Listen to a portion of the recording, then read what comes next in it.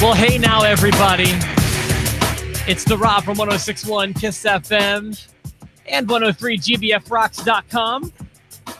Here with my tag team partner in podcasting. Please, everybody, welcome to the show, the big dog, Jerry Valeri. Good morning, Jer. Welcome to the greatest post to post. Yeah, it's the greatest post to post where we're going to be 5 hours longer than we should.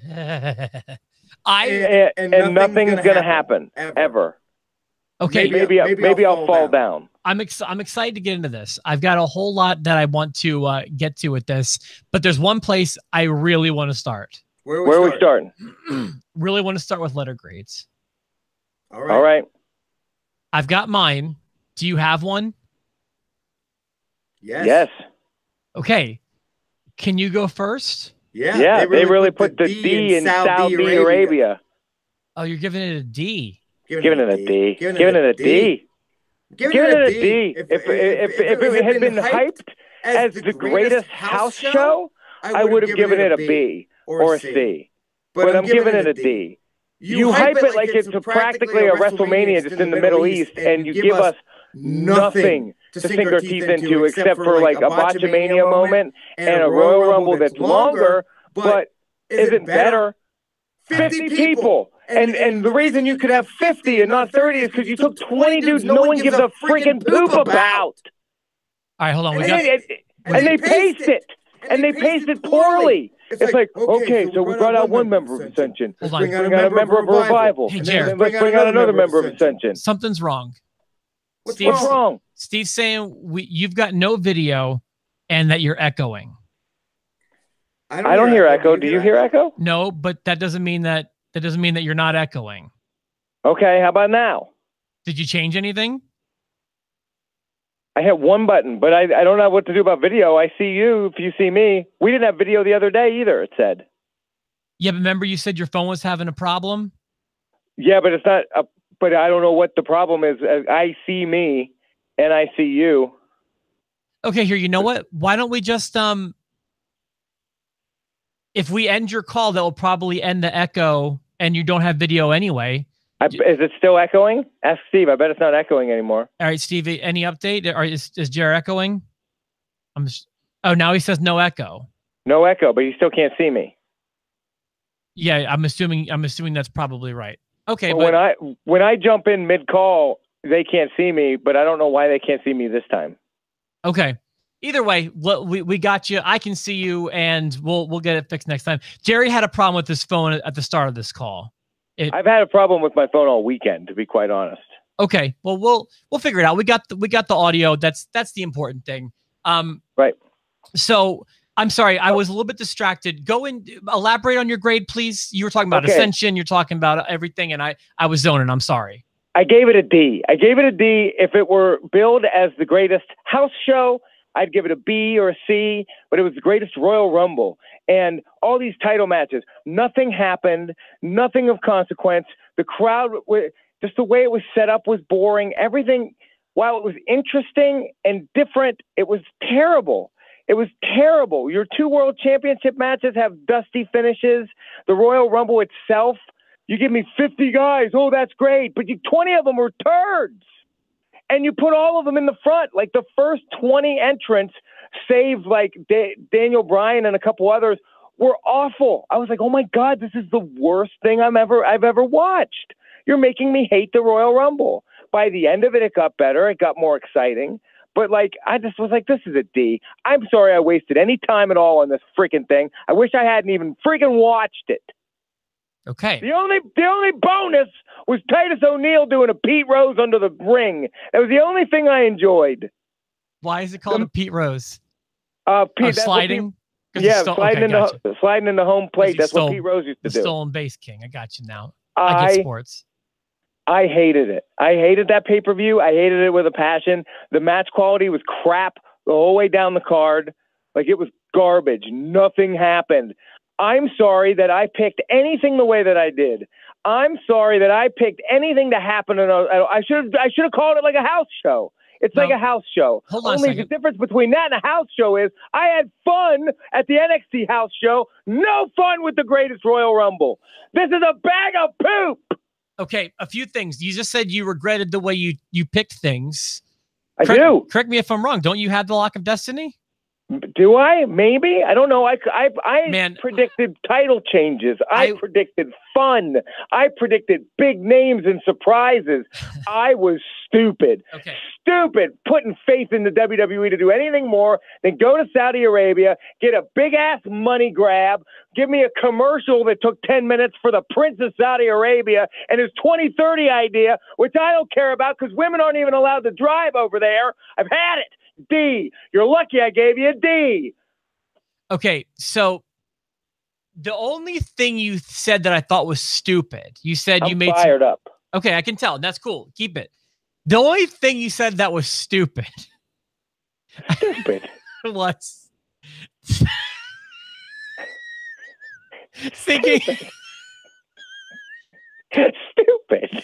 You thought Steve Austin was going to come out of retirement and be in the Rumble, and I'm watching like some of these guys come out with no names, and I'm thinking about Steve Austin get on a plane to Saudi Arabia to come out of it. Steve Austin hasn't wrestled since WrestleMania 19. I know, and I'm thinking like, oh, this is going to be big names and big stuff. Oh my God. And the minute Frankie Sumo comes out at number 9, I said, God damn it. I did. You were talking Ric Flair coming out of retirement, Shawn Michaels coming out of retirement, Stone Cold Steve Austin winning the damn thing. Can you see why I'm pissed? Okay. I want to give my letter grade now, if you don't mind. I can go as high as an A-. Oh, Jesus Christ. Or as on a cracker. I could also go as low as a B+. I feel like for me personally, and I let you. I've got a different perspective on this show, obviously. I want to preface everything from here on in with, you're my best friend and I love you. I really do. I care about you so much, but right now I want you to die. A lot of what you said wasn't wrong. Now hold on. Let me give you some opinions here. For starters. You didn't interrupt me, so I won't interrupt you. I'll let you go. Go ahead. Well, this first one, I want you to interact with me a little bit because this show had such a special feeling about it in that we were talking about this equally as much as we were talking about WrestleMania. We're talking about it. They built it as such. They didn't build it quite like WrestleMania. In fact, they really haven't been talking about it except for the past 2 weeks. But you and I and the Post to Post universe and just wrestling fans in general, everyone's like, I don't want to be spoiled. We're all talking about it afterwards. Like, this show was big and it was different and it found a way to make itself special. So that's just admit that it had a, like you even said part of the reason you gave it such a Z was because you had such high expectations. I will give you this. The venue was beautiful. The setup was great. I'm good. That wasn't even part of this. I'm talking about just the aura of the show. Fireworks. The aura, sure, leading up to it was great. Okay. And Doring was okay, but it just fizzled and never lived up to any of its hype. Plus, and I know they had no choice on this, but the dudes with the picnic tablecloths on their heads and the robes, like, they couldn't have looked less interested, and they all had front row seats. They were like, the first 20 rows on TV, I was just like, can you get your goddamn kids under control? Can you please? Those are down. That's part of the royal family, Jared. They get the plush lounge seating like they're at the AMC theater. Up and down with the kids during matches. Make them sit. I've got thoughts on the crowd too, but let me just stick with defending my grade. So I could not stop thinking about this show all day Friday. It was, when can I get home to watch this? when can I get done mowing the grass so I can watch this? Where is Jerry in the show? Is he in front of me? Is he behind me? I was in front of you for a lot of it, and then I was avoiding social media to avoid spoilers, avoiding any wrestling websites to avoid spoilers. I was so into this show on Friday. And you still weren't disappointed at the end of it. Not exactly, no. Now, okay, but let me keep going here with other things that made this special. You know, since 2016, I've been craving less pay-per-views and more network specials. Sure. This was the definition of what I've been wanting. Whether they be Friday night or Saturday night. I wound up starting it right about when the live stream ended. I didn't watch any of the pre-show. So I watched it like 4:30 to 9:30 Evansville time. And I really liked that it wasn't on a Sunday night. I really appreciated that. And then we can get into the other stuff that made this show special. Outside of the ring, you've got the really cool set with pyro out the wazoo, which was awesome. More pyro than Mania. You have a card full of legendary matchups with every title on the line. Undertaker in his first promoted match since in over a year. That was a casket filled with crap. Whatever. It was still, he's a huge name. Triple H, John Cena. I mean, Brock Lesnar. They pulled out all the stops on this card. Now, I will admit most of the matches weren't fantastic, but they also weren't like terrible. Garbage. Okay. In my opinion, this may sound crazy. Match of the night for me was the Cruiserweight Championship match. That match was fantastic. That was okay match. That was good. Yeah, I guess. And then when you think about the Rumble and what makes a Rumble fun is that countdown clock for 10 seconds every minute and a half. That match, the match of the night for me would be the second half of the Rumble, if I could do it that way. Because the first half was boring. Nobody good was in it. And then when we start getting the narrative with Daniel Bryan, that becomes really interesting.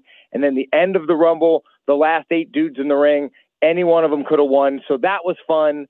But I didn't like any of this. See, where you were expecting literally the greatest wrestlers of all time to walk into that match, I wanted to see literally. So here's an example. In Royal Rumble 95, which was the first Royal Rumble I ever watched live, Greg Valentine made his way to the ring. And we hadn't seen Greg Valentine in years. And I started watching wrestling about, 4 months before that. I literally had zero idea who Greg Valentine was. Zero. Greg the Hammer, baby. The Hammer. Right. And there were several names, I believe, like some Mexican Lucha Libre stars were in there. Just there were people I didn't know because they needed to fill out the roster. I bet Rugged Ronnie Garvin showed up. I don't think Ronnie Garvin was in there. Either way, to have names I don't recognize in 2018 come out the door and into the match, I loved it. I loved how there were some surprises. There were some NXT names that I did recognize in there. And dude, you need to get 50 people in there. Yeah, there's not gonna be a Stone Cold Steve Austin and a Ric Flair and a Shawn Michaels. Frankie Sumo. But you could have spread it out a little more. I mean, if you look at the first 20 to come out there, I was like, oh my God, every bad tag team's out there now. Come on. Not wrong about that. So stupid. I could tell I was kind of trying to avoid the conversation on text messages and on Facebook today because I could tell you did not like the show this weekend. And I did think we were going to have vastly different grades. I did not know it was going to be B+ or A- compared to a D. And I give it a D and not an F because it really was spectacular to see. Yeah. It had all that going for it. But other than that, oh my God, come on. The finish of the Reigns Brock Lesnar match, if that doesn't sum up that lackluster barf in a bag of a feud, I don't know what does. Listen, that finish was totally botched. It was totally mishandled. By the way, I was on such a roller coaster with you for the Lock of Destiny, dude, because when Jinder lost, I shot out of my seat, dude, because that was the one I was really kicking myself for. Sure. I was too. I was like, really? He can't even get a win in Saudi Arabia. I felt rushed making my choices on whatever day we did it, Wednesday. And I felt like I didn't put enough thought into it. And I remember thinking if I could switch up my Intercontinental and U.S. Championship choices, I would have done it. But I felt like I've already written my names down. It would be underhanded of me to switch them. Sure. So I just left them, and I wanted to switch them, but I just let it fall. And when Jeff Hardy retained the US, I was like, oh my gosh, I'm going to win the Lock of Destiny. But it came down. I thought for sure Roman was going to win that cage match. I thought for sure. I was kicking myself later when Jinder lost because I said, oh God, Roman is going to win. And that's going to be that. That's going to put the nail in the coffin. But sure enough, Brock Lesnar retained. They're not giving it to Roman. And I'm okay with that. But, like, what a weird way to not give it to Roman. And Roman's feet did touch the ground first, so he really did kind of win. Absolutely. That finish, as far as I'm concerned, was botched. And I don't know where it got botched. It may have been in the writing room. But you need to make sure, listen, everyone knows it's the feet touching the ground gimmick. That's where this goes.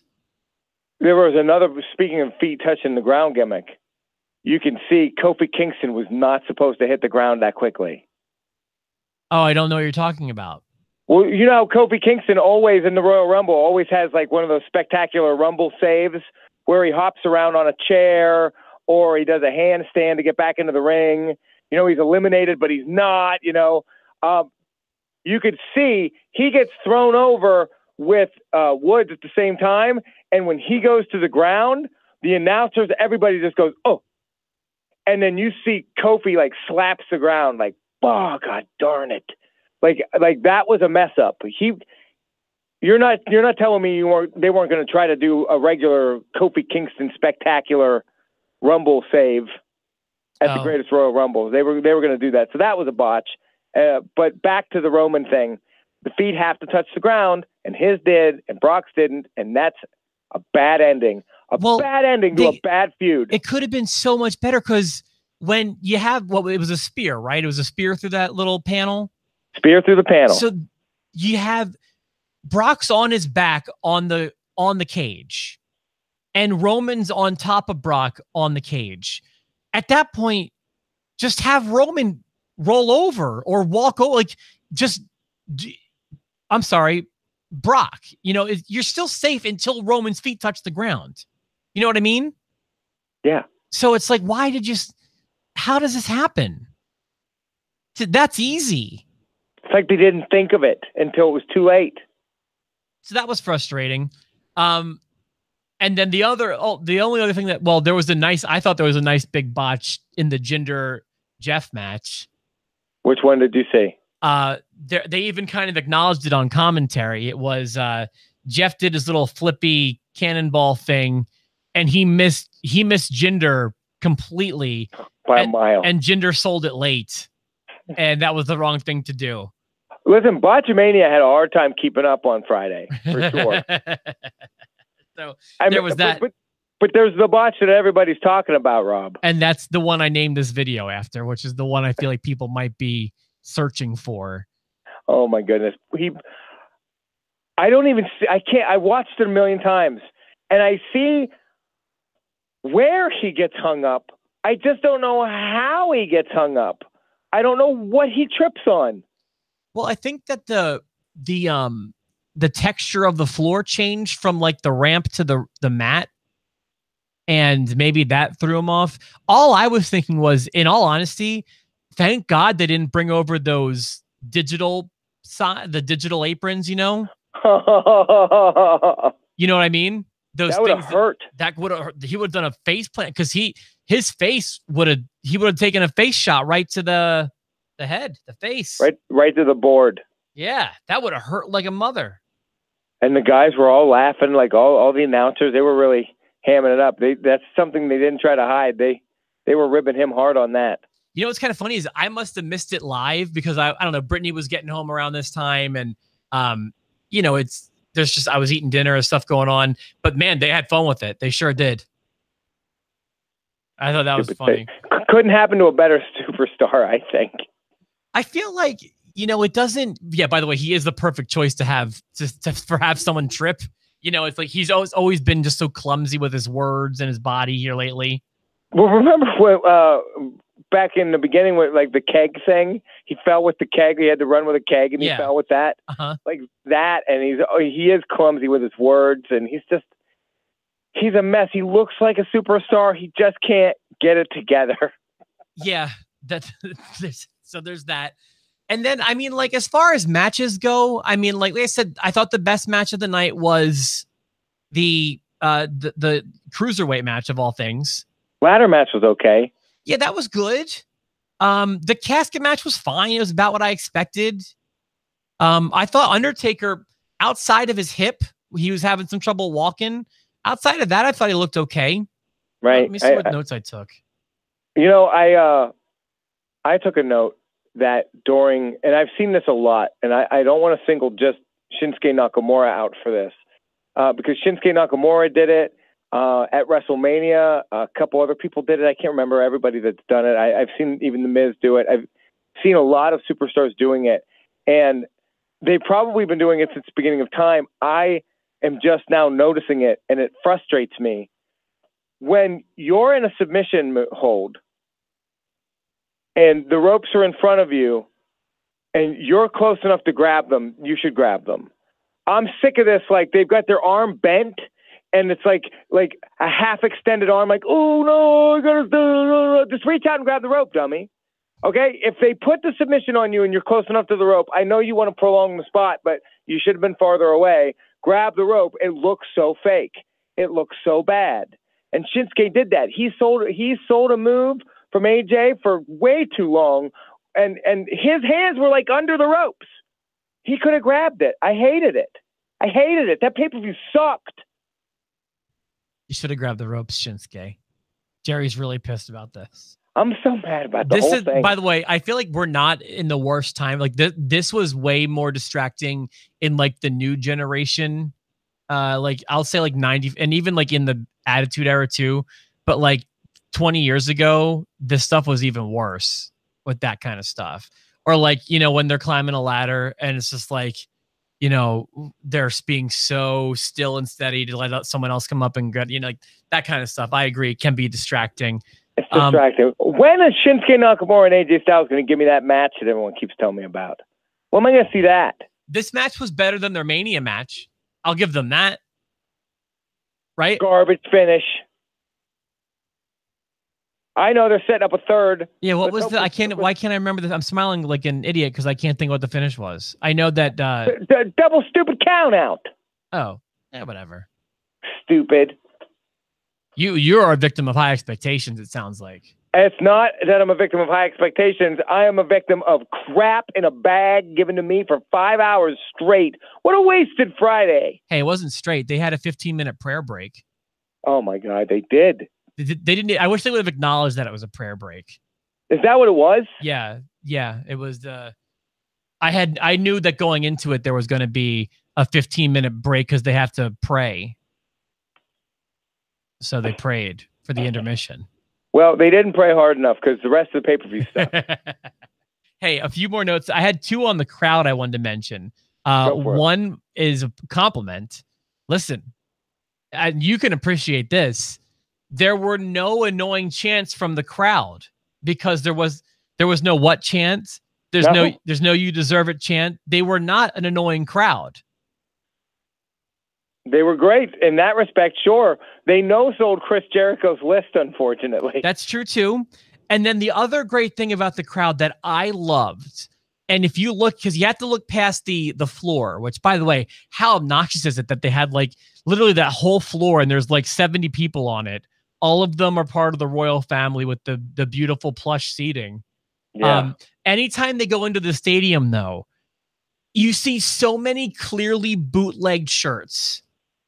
It was hysterical. Like Brittany and I were having so much fun spotting like a shirt with like a popular brand, but like one letter off. There was one shirt. I'm not even kidding you. I saw this. I didn't notice this at all. So my note was that they looked like a bootleg crowd from the 90s from the United States, because there was one shirt, Jerry, it was so great. It had a big Tommy Hilfiger logo. You know that, like that red and white flag? Yeah, yeah. And it says Tommy on it. And then on top of the flag was the Adidas logo with the word Adidas. Like, how great is that? It's so obviously a bootleg. It's got two different brands on it. Like, we were loving catching some of the stuff the crowd was wearing. Not so much the turbans, but it was the bootlegs that we were loving. Oh, look at you with your Tommy Hilfiger shirt, and look at you with your Adidas shirt. Well, I've got an Adidas Tommy Hilfiger shirt. I'm double branded. And look at my Ralph Lauren shirt. This is a polo. You know, it's like, it was just stuff like that was making me so happy. Under Armour by Nike. Ooh. Exactly. Chris Jericho appears to be growing his hair back. And like, I know you could tell during like, you know, the Alpha Omega match and stuff like that, but he seems to be committing to growing it back, which I really have wanted for a while.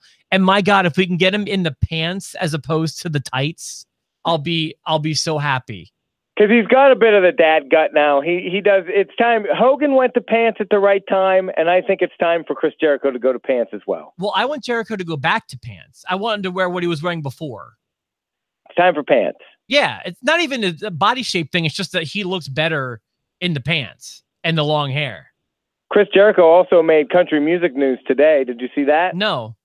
He made a $10,000 bet with Carrie Underwood, because Carrie Underwood's husband plays for the Nashville Predators, and the Nashville Predators are in the playoffs right now, Stanley Cup playoffs, against the Winnipeg Jets, and he's from Winnipeg. So he made a $10,000 bet with her, and whoever wins the series, the person's got to give money to charity or whatever. That's cool. Yeah, that's a fun little side note on Chris Jericho.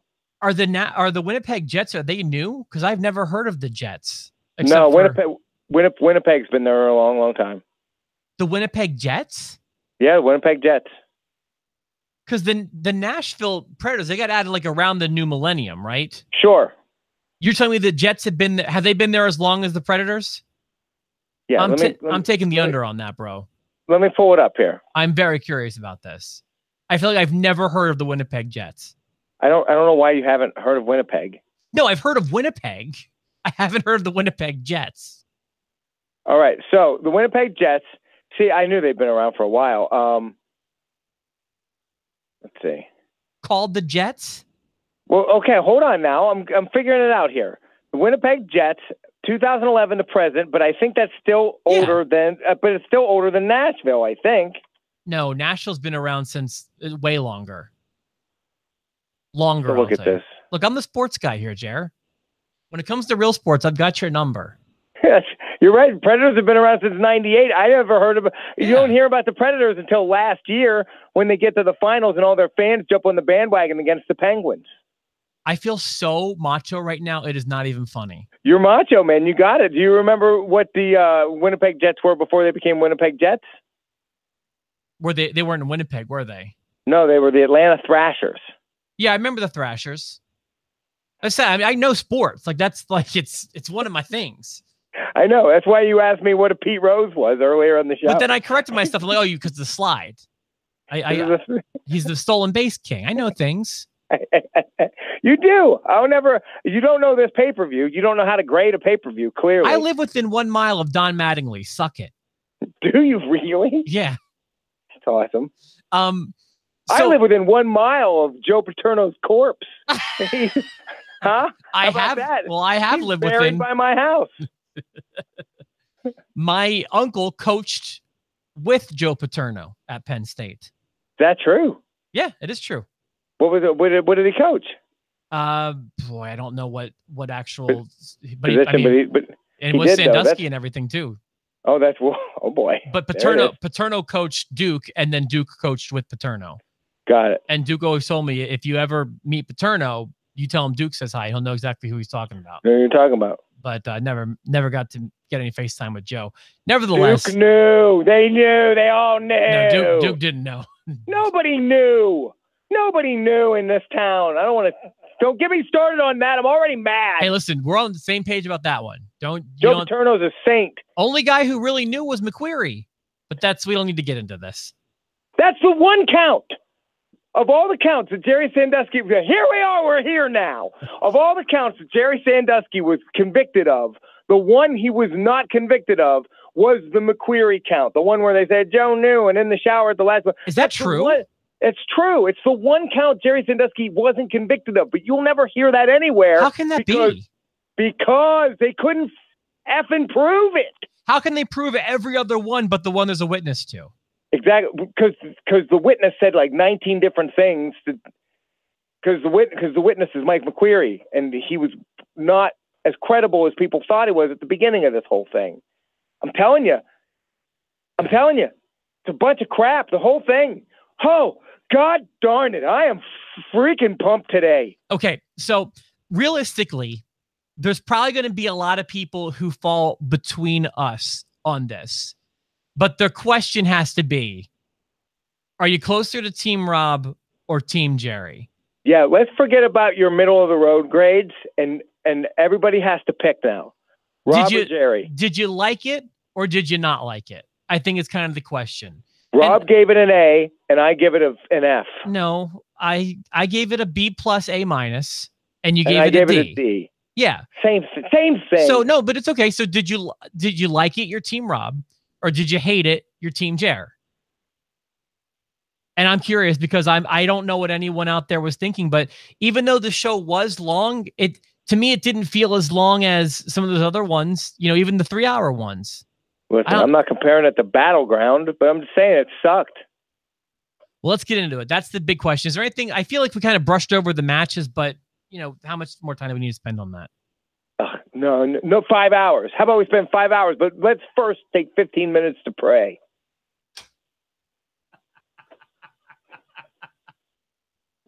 Okay, Jer. You want to watch Raw tonight and report back tomorrow? I'll be in a better mood, I'm sure. Oh, dude, sure. No, you were fantastic. I was very. I'm glad. Listen. You had a strong opinion. It was different than mine. You stuck with it. We both stuck with it. We both explained ourselves, I think, appropriately. Now it's up to the post universe to decide who's right and who's wrong and stupid for being wrong. Who is right and who is wrong and stupid for being wrong? Was the show okay or was the show awful? Let us know, please. We are dying to know. And anything we left out, please feel free to, let us know. I thought it was a fine show. And your own. Okay. We're going to find out. We'll have another episode tomorrow and Wednesday. We'll recap Raw and SmackDown. It's post to post, and we'll catch you guys tomorrow. Oh, Titus O'Neil just fell down again. Look out.